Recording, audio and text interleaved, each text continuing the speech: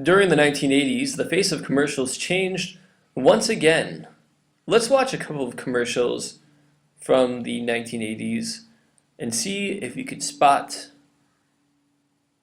the difference. But I'll bet you're hoping for a hug.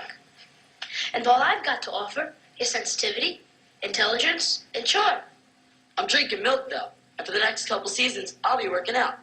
Milk's about the best thing I can drink right now to help me build strong arms, powerful legs, and a broad chest. And when all my work is done, will you love me just for my body? I can live with that. Milk, it does a body good. During the 1980s, many of commercials on TV used sex appeal to attract consumers. Even though the milk advertisement is geared toward kids, it's also geared toward adults as well.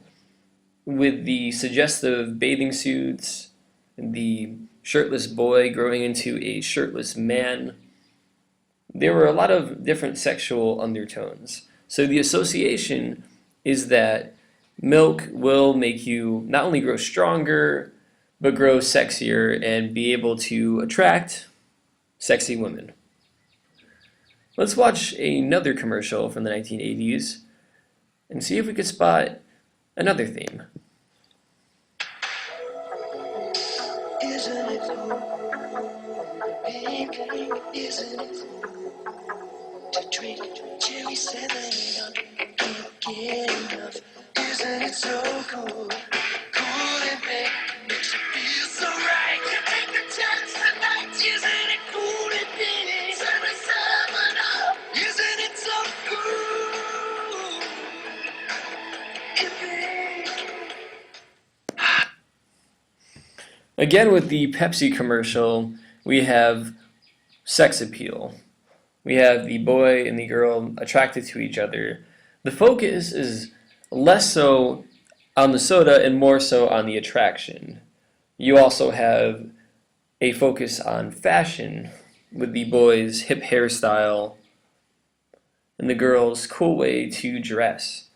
So the association is that if you drink Pepsi, you will A, look cool and feel good, and B, you will also be able to get attractive men or attractive women.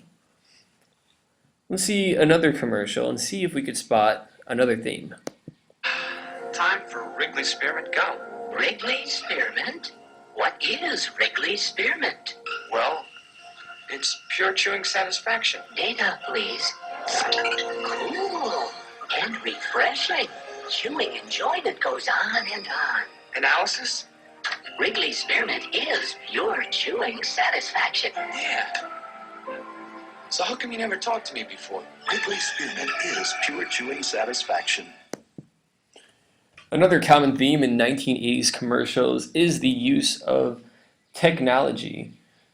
With the growth of science fiction movies, such as E.T. and the final Star Wars movie, people became increasingly interested in technology and the ways of the future.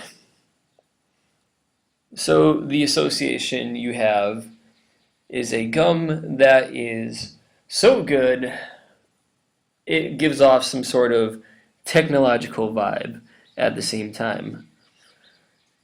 The gum brand presents itself as a futuristic product, and the association is if you chew this gum, you are a futuristic person, you are a forward-thinking consumer. Let's check out another advertisement. Now here it is. Now here it is. Liberty Call? No, it's Comedy Call. Sick 'em, Frank, sick 'em. Careful, don't let me break your arm. Walk the math out. Jack Nicholson, Robert Walker. The movie. It's not just a job, it's a comic misadventure for Ensign Bulber. 1:50 Eastern on the Superstation today. Another common theme during the 1980s, such as it was during the 1950s, is a longing for old times. During the 1950s, with the end of World War II, you had this desire in our country to want to go back to something that was before, want to celebrate the so-called good old days. That's why during the 1980s you saw a growth of television channels such as Nick at Night that celebrated the television shows of the old, the classic television shows that made us feel good and reminded us of a so-called simpler time. Next, we will view videos from the 1990s and see how they compare to the 1980s. You know, American Express has this new card out, and they act like as soon as you get one, you'll spend your days arranging flowers someplace grand, where everything smells like potpourri. I mean, come on. A credit card is a tool. You pick a hammer based on how well hammered, you pick a credit card based on how useful it is. And no credit card is more useful than MasterCard, because no card is more accepted. I mean, you can use MasterCard at 3 times more places than American Express, so you can use it for groceries, or sheetrock, or trips to Sweden, and pretty much anything else you need, even flower arrangements. MasterCard, it's more than a credit card, it's smart money. During the 1990s, commercials became a lot more smart, a lot more clever, a lot more humorous, for the simple fact that people associated products with something that stuck out to them. Humor was something that was original. By the 1990s, everyone had gotten used to sex appeal in ads. Advertisements that made people laugh stood out. Let's see another commercial. How much longer can he last on that battery? Hey, Larry, sometime today? Larry Doty for the birdie. Booked it. Okay, I'll get him down. The copper top. Tops them all. Again, with the battery commercial, we see the implementation of comedy. The use of comedy in commercials was oftentimes animated and very exaggerated.